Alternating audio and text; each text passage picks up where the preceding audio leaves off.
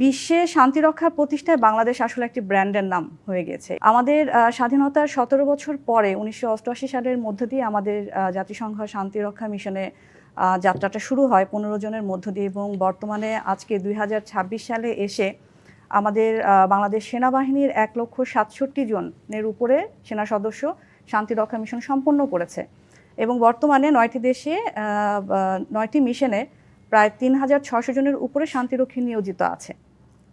এখন বিশ্বে শান্তি রক্ষার প্রতিষ্ঠায় বাংলাদেশ আসলে একটি ব্র্যান্ডের নাম হয়ে গেছে, এবং আমি ব্যক্তিগতভাবে মনে করি এই অভাবনীয় সাফল্য কিন্তু একদিনে হয়ে আসেনি।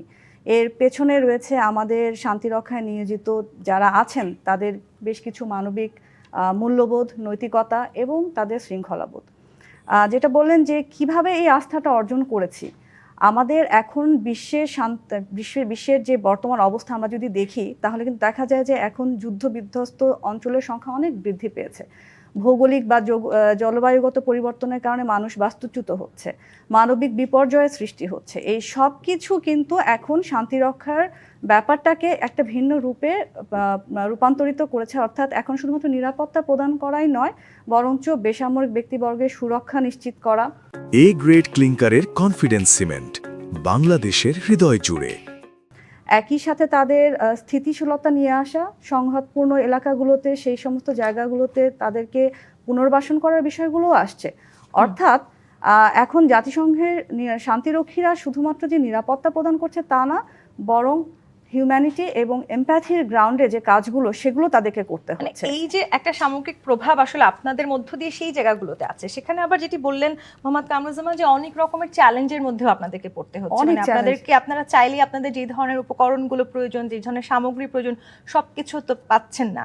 এই যে চ্যালেঞ্জের মুখে দাঁড়িয়েও আসলে আপনারা এই আস্থা অর্জন করেছেন, সেটি আসলে কিভাবে? সেটা হয়েছে আমাদের অবশ্যই আমাদের জাতিসংঘের যে ম্যান্ডেট আছে সেটার অধীনে আমরা যে কার্যাবলী সম্পাদন করে থাকি।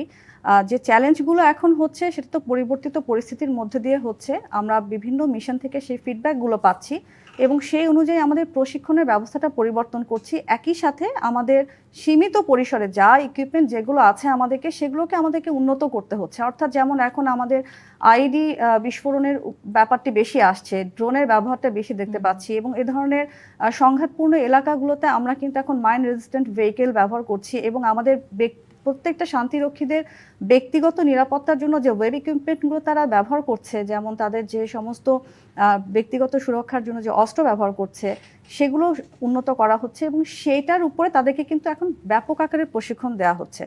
বিপসটের যে প্রশিক্ষণের সিস্টেমটা আছে সেখানে তাত্ত্বিক এবং ব্যবহারিক দুই দিকেই তাদেরকে এই প্রশিক্ষণগুলো দেওয়া হচ্ছে, এবং এর মাধ্যমে কিন্তু তাদেরকে ডেভেলপমেন্টটা করা হচ্ছে বলেই যতই সংঘাতপূর্ণ এলাকা হোক না কেন আমাদের সেই সশস্ত্র গোষ্ঠীদের সাথে কিন্তু আমরা আলোচনা করে সংহতি প্রতিরোধ করার চেষ্টা করছি।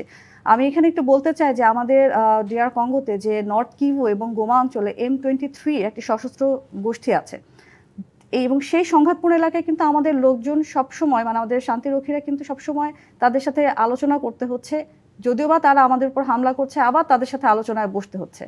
এই যে ব্যাপারগুলো এগুলো কিন্তু শুধুমাত্র যে অস্ত্র থাকলেই হবে তা না, এটা কিন্তু একটা কূটনৈতিক বিষয়ও কাজ করে, এবং অনেক ধরনের তাদের তাত্ত্বিক জ্ঞানেরও দরকার আছে, যেটা কিন্তু তারা প্রশিক্ষণের মাধ্যমে অর্জন করছে। সব কিছু সমন্বয়ে আজকের এখনকার এই যে পরিবর্তিত চ্যালেঞ্জ আমরা মোকাবেলা করছি।